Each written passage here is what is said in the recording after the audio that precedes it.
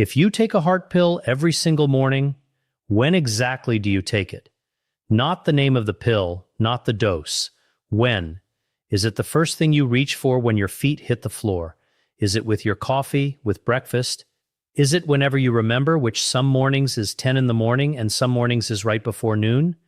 Most people on heart medication have never been asked that question in any real depth, and most people have never thought about it because why would you? The prescription bottle says once daily. The pharmacy bag says take as directed. Your doctor said to take it every day, and you do, and the very fact that you're consistent about it at all puts you ahead of a significant portion of patients in this country. But here's the thing that nobody explains in a 12-minute appointment, and that almost nobody ever raises in a routine refill visit. When you take your heart medication is not just a scheduling preference. For certain heart drugs, including some of the most commonly prescribed ones in America, the time of day you take them changes how effectively they protect the most dangerous window your heart faces every single 24 hours. And that window is not when you think. Consider a woman in her early 70s. We'll call her Carol. She had been on a blood pressure medication for 8 years, took it faithfully, every morning right after brushing her teeth. Her numbers at her appointments looked reasonable. Her doctor was satisfied. She was satisfied. But Carol was a non-dipper. That's a clinical term for a real pattern, and we're going to spend some time on it. It means that her blood pressure, instead of falling the way most people's does during sleep, stayed elevated through the night. Her overnight pressure was as high as her daytime pressure. And her morning numbers, the ones at the doctor's office, measured hours after her medication's morning dose, looked fine because she was measuring at the point of maximum coverage. What wasn't being measured was what happened in the 4 to 6 hours before her pill kicked in, before her body had absorbed the medication from the previous morning, the window where her blood pressure had climbed back up as the previous dose wore off, right through the hours when her biological clock was also signaling her cardiovascular system to ramp up for the day. She had never had a cardiac event. She was fine. But her doctor, reviewing her ambulatory blood pressure monitoring, a test that measures pressure continuously over 24 hours, not just in an office, saw a pattern worth addressing. A simple conversation about her medication timing changed when she took her pill. Her overnight and early morning readings improved. Her 24-hour coverage became more consistent. Nothing dramatic happened. That's the point. Nothing dramatic had to happen because the gap was caught and filled before it became something. That is what this video is about. Not a scare story, not a reason to panic about the pill you've been taking for years, a specific documented researched question that most people on heart medication have never been invited to ask. Is the time I'm taking this doing the best possible job of protecting the part of the day my heart is most at risk? In the next 30 minutes, we're going to cover why that question matters, specifically what your body's biological clock is doing to your cardiovascular system around the clock. And then we're going to go through 4 of the most commonly prescribed heart medication categories and what the research actually says about their timing, not what sounds intuitive, what the studies found. Stay with me through loop 3, because the statin timing detail, the one about cholesterol, is the one most people have been getting wrong since the day the prescription was written. And it's the easiest thing in the world to fix. Here's the concept that makes everything else in this video make sense. Your body is not the same from hour to hour. That sounds obvious when you say it out loud, but the depth of it, the sheer precision of what your body is doing on a biological clock across a 24-hour cycle is something most people have never had explained to them in plain terms.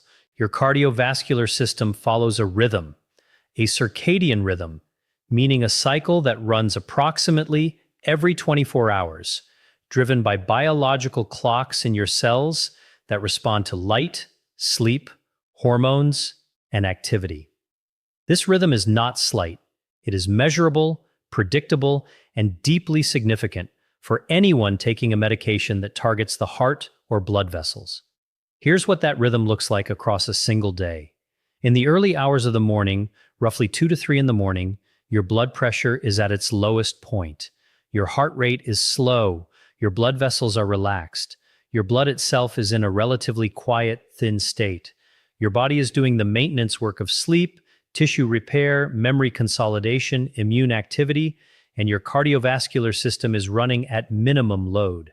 Then, as you approach sunrise, even before your alarm goes off, even before you've opened your eyes, something begins to shift. Your adrenal glands start releasing cortisol.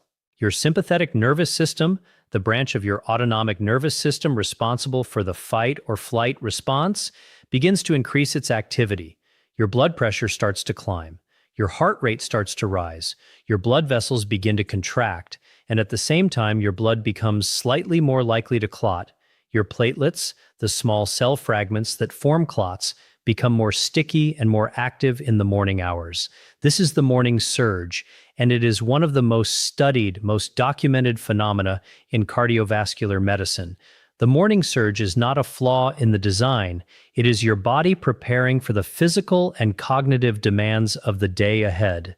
In a young, healthy person with a flexible cardiovascular system, that surge is handled without incident.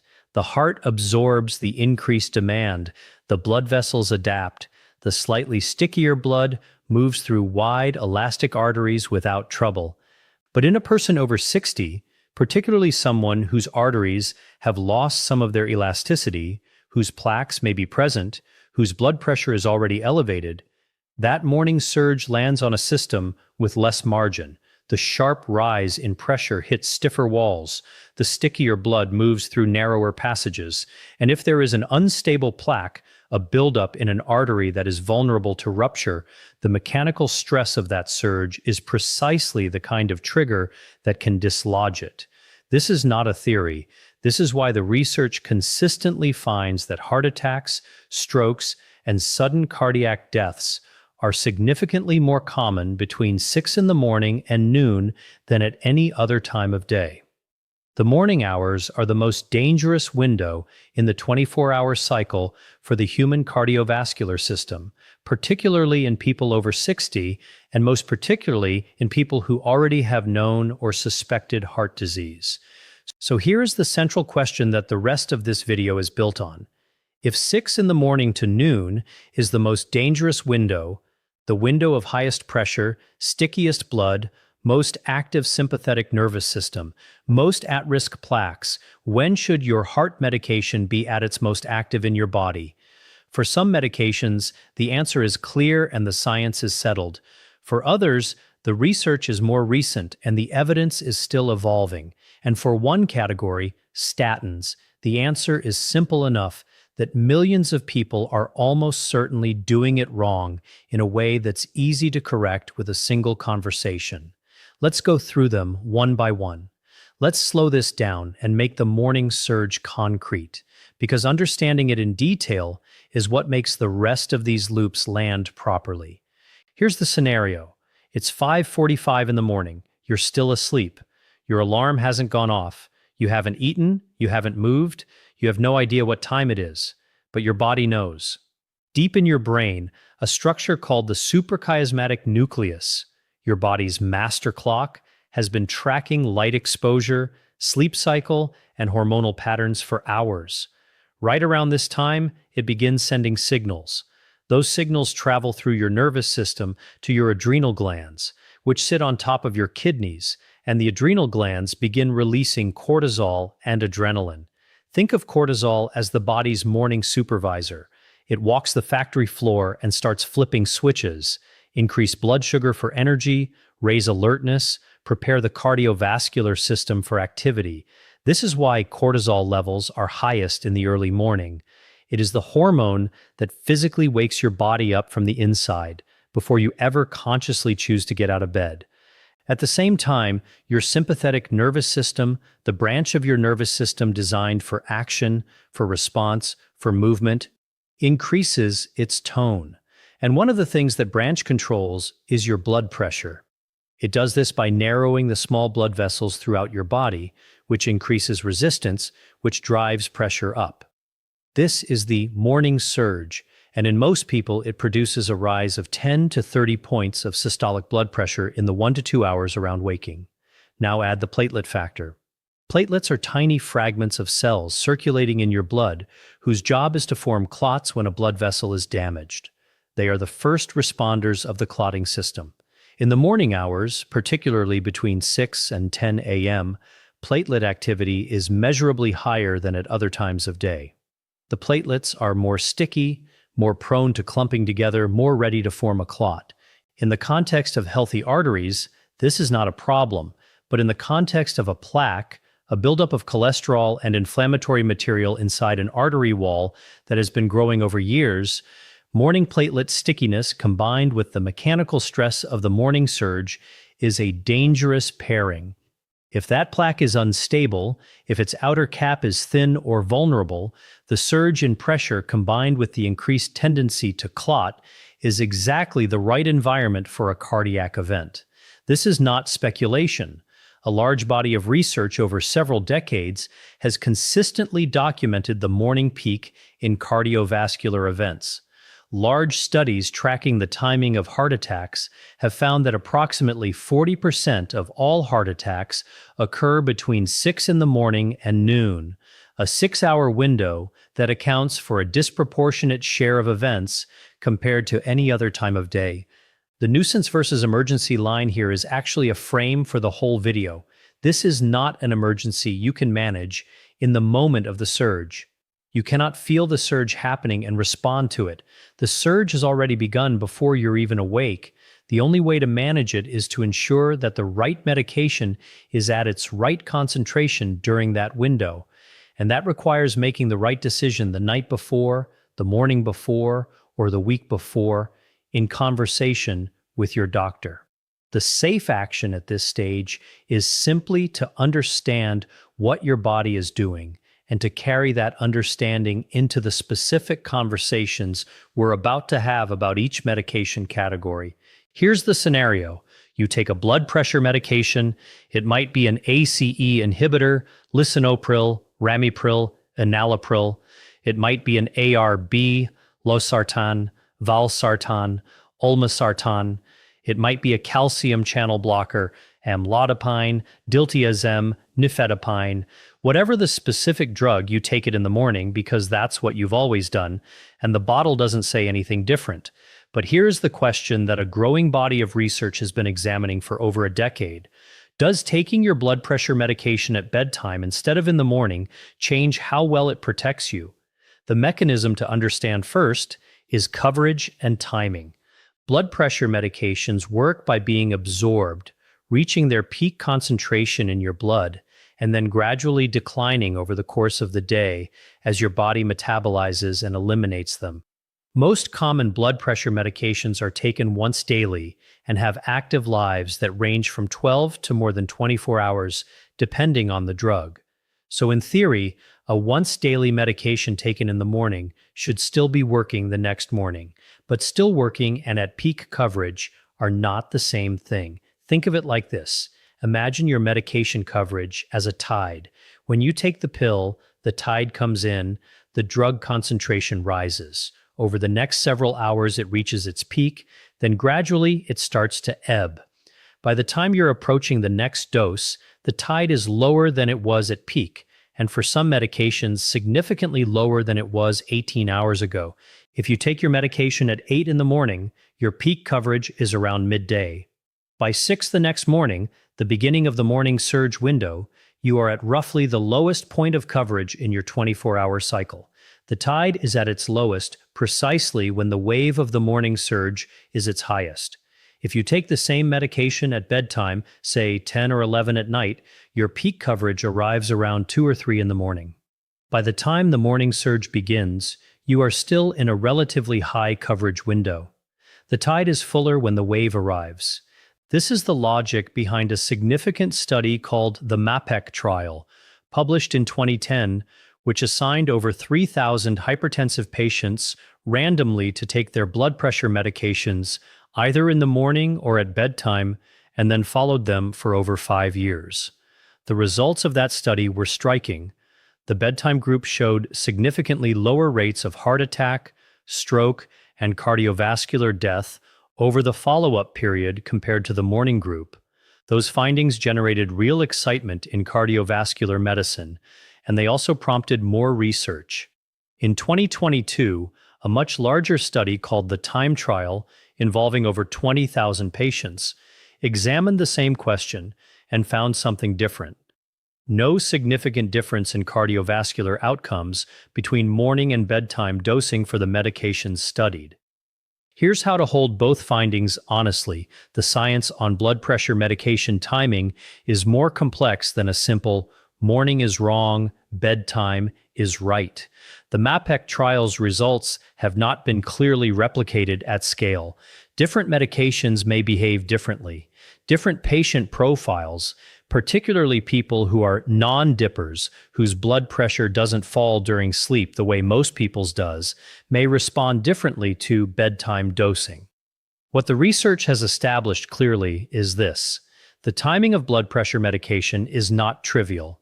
And for some patients, particularly those who are non-dippers or who have poorly controlled morning pressure, a discussion about timing with their doctor is worthwhile and potentially meaningful. Let me stop here for just a moment. Even when we talk about blood sugar, kidneys, sleep, or everyday senior health habits, one thing is always connected: the heart. That's why the team at Senior Insight Press created Heart Safe After 60, a simple guide to help seniors spot the warning signs before it's too late.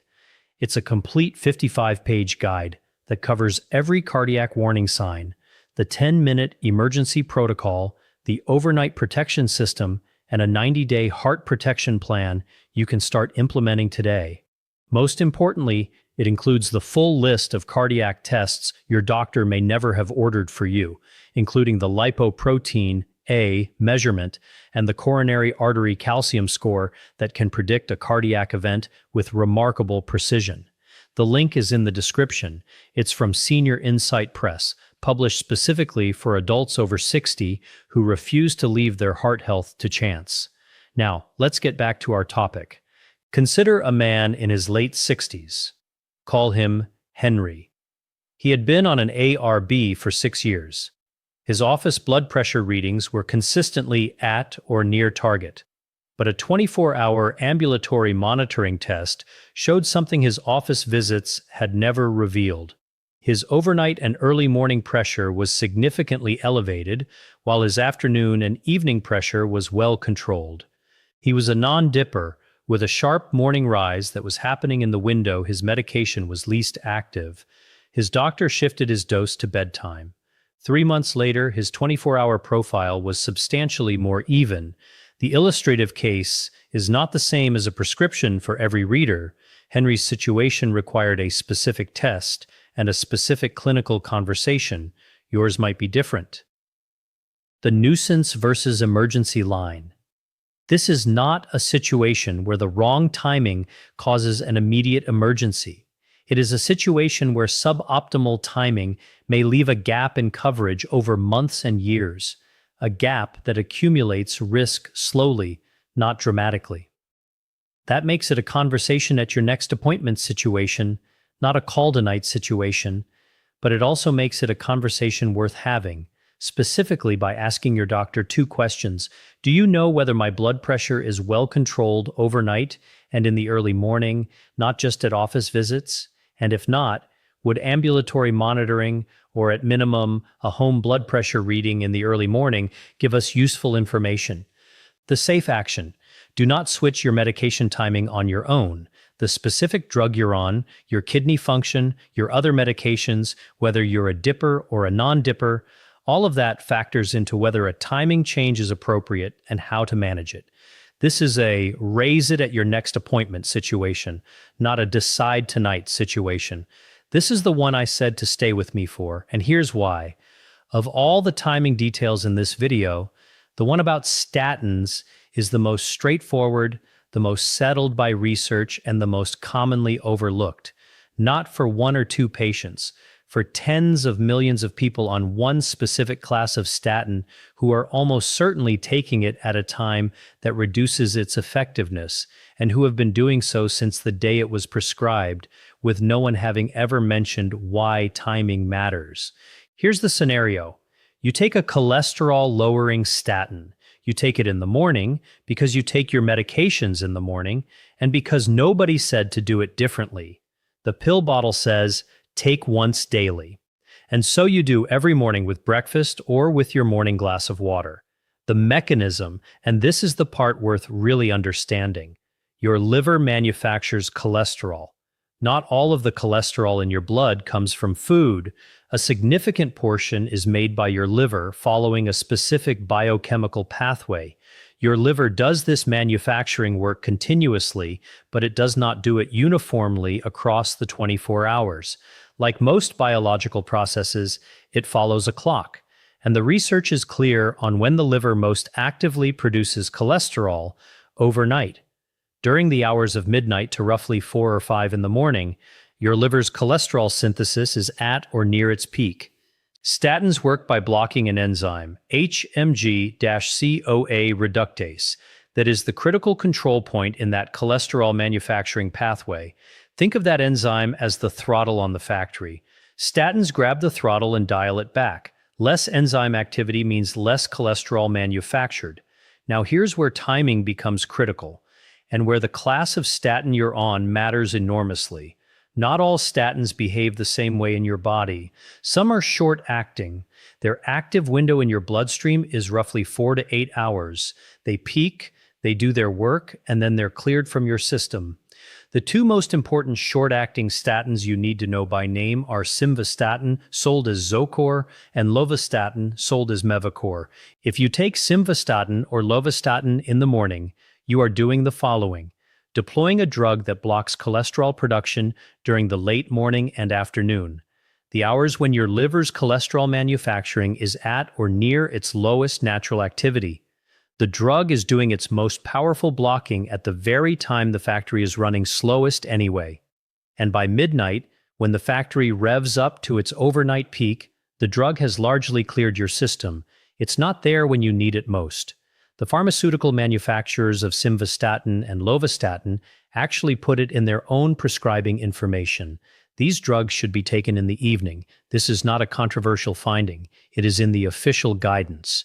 And yet an enormous number of people on these medications have been taking them in the morning for years because the information never filtered down to a plain language conversation at the pharmacy counter or the doctor's office. The evidence on this is meaningful. Studies comparing evening versus morning dosing of short-acting statins have shown that evening dosing produces measurably better reductions in LDL cholesterol, often in the range of 15 to 20% more reduction, compared to the same dose taken in the morning. Not a different drug. The same drug, same dose, different time of day. Now, the other category, long-acting statins. Atorvastatin, Lipitor, and Rosuvastatin, Crestor, are long-acting statins. Their active window extends well beyond 24 hours. Because they stay active in your system for so long, they cover the overnight cholesterol production peak regardless of whether you take them in the morning or the evening. The timing advantage for these statins is significantly reduced or absent compared to the short-acting ones. That said, even for long-acting statins, consistency of timing matters. Not because the hour changes the drug's efficacy dramatically, but because taking your medication at the same time every day reduces variability in your blood concentration and makes it easier to build and maintain the habit. Consider a man in his mid-60s. Call him Thomas. He had been on simvastatin for 7 years. He took it every morning without fail. His LDL had been acceptable, but consistently on the higher edge of what his doctor considered controlled. At a medication review, his pharmacist noticed the morning dosing and raised the timing question. Thomas moved his simvastatin to right before bed, literally the same pill, the same dose, no other change in his diet or routine. His next cholesterol panel, 3 months later, showed a meaningful improvement in his LDL number. His doctor, reviewing the labs, asked what had changed. "Nothing," Thomas said, "except when I take the pill." The nuisance versus emergency line here is particularly simple. This is not a danger situation. It is an effectiveness situation. Taking your short-acting statin at the wrong time does not cause you harm. It simply reduces how well the medication is working, which is a quiet, invisible problem that only shows up as a cholesterol number that's higher than it should be, with no obvious reason why. The safe action is the simplest one in this entire video. Look at what statin you're taking. If it's simvastatin or lovastatin, ask your doctor or pharmacist whether switching your dose to the evening is appropriate for you. This is a low-stakes, low-risk question with a potentially meaningful answer. If you're on atorvastatin or rosuvastatin, the timing urgency is much lower, but taking it consistently at the same time each day remains good practice. Here's the scenario. Many people over 60 take a daily low-dose aspirin for heart protection. Some were told to take it years ago, some are following updated guidance, some are taking it because a parent or family member did and the habit passed along. Most take it in the morning. The mechanism starts with what aspirin is actually doing in a cardiovascular context. Low-dose aspirin, typically 81 milligrams, is not primarily being used for pain in this context. It is being used for its effect on platelets. Aspirin inhibits an enzyme called cyclooxygenase, COX, in platelets, and this inhibition is permanent for the life of that platelet. It makes platelets less sticky, less likely to aggregate and form a clot. In people at elevated cardiovascular risk, that reduced clotting tendency is the protective mechanism against certain types of heart attacks and strokes driven by clot formation in narrowed or plaque-bearing arteries. Now recall what we covered about the morning surge. Platelets are measurably more active and more sticky in the early morning hours. Platelet aggregation, the tendency to clump together and begin forming a clot, follows a circadian rhythm with its peak in the morning. This raises a logical question that researchers have been investigating. If platelet activity peaks in the morning, and aspirin's job is to reduce that activity, does it matter when you take the aspirin? The research on aspirin timing is genuinely interesting and, like the blood pressure medication research, not completely settled. Some studies have suggested that taking low-dose aspirin in the evening, rather than the morning, produces better suppression of morning platelet activity. The reasoning is pharmacological. Aspirin is rapidly absorbed and begins acting within 30 to 60 minutes, but its effect on platelets builds over time as more platelets are exposed to the drug. Taking it in the evening means the drug is on board and building concentration through the overnight and early morning hours, covering the window when platelet stickiness is highest. A notable study published in a major cardiovascular journal found that evening aspirin was associated with better suppression of platelet activity in the high-risk morning window compared to morning dosing. Not a massive effect, but a measurable and directionally consistent one. Here, however, is where an important nuance must be stated plainly. The evidence on aspirin timing does not mean everyone should immediately switch to evening aspirin. For some people, evening aspirin can cause or worsen GI discomfort that disrupts sleep. For people on other medications that interact with aspirin, including certain blood pressure drugs and blood thinners, timing relative to those medications may matter as much as the time of day itself. And the broader question of whether low-dose aspirin is even appropriate for any given individual, given updated guidance from major cardiovascular and preventive medicine bodies that has significantly narrowed the recommended population for aspirin therapy, must be addressed before the timing question even becomes relevant. Consider a woman in her late 60s. Call her Frances. She had been taking a daily aspirin every morning for 11 years, following a conversation with her previous doctor after a family history concern. At her current practice, a medication review caught that she was taking the aspirin on her own. It hadn't been reevaluated in years against newer guidance.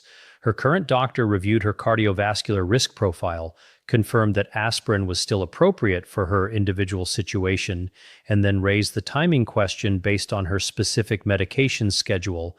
She was also on a blood pressure pill taken in the morning, and the question of whether to consolidate timing or stagger it was worth considering. The conversation took about 10 minutes.